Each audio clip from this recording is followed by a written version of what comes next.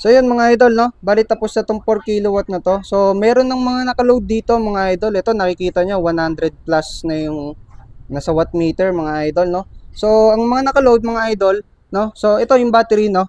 52 testing lang natin to. Tapos ito yung nakaload, electric pan.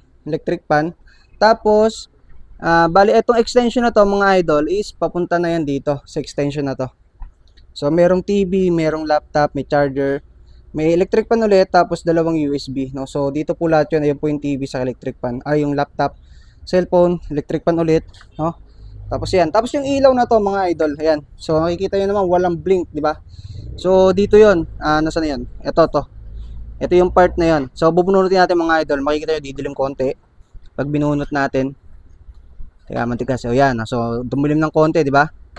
So yan, lumiwanag na, no? So ito po yung solar charge controller mga idol, no? Ka 100% pa yung battery, no? Tingnan natin. Antayin natin. Tagal eh. Ayan. So malapit na yan. Ayan na. Yun, ang bilis na wala mga idol, no? Nag 96% na lang yung battery. Kanina 100. So ito mga idol, kung wari lobat yung natin, battery natin, no? Papatayin natin to si inverter, no? So pag pinatay natin, dapat lumipat siya sa kabila.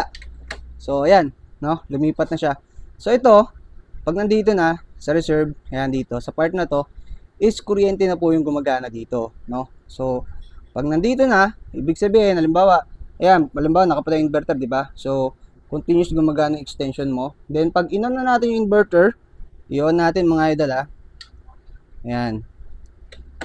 Ayan, so battery na po yung gumagana. So ibig sabihin kung wari lang nakapag-charge na yung battery natin sa solar, no? Sa nakakabit dito, no? So automatic lilipat naman siya sa solar mo, no? So kaya okay na tong setup na to. Ito para to sa kay Ma'am sa Cavite, no? Sa General Trias mga idol.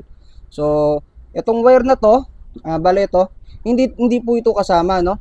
Bali papunta po yan doon sa may extension. Kayo po yung gagawa ng wire nyo dyan kung gaano kahaba yung gagawin nyo, no?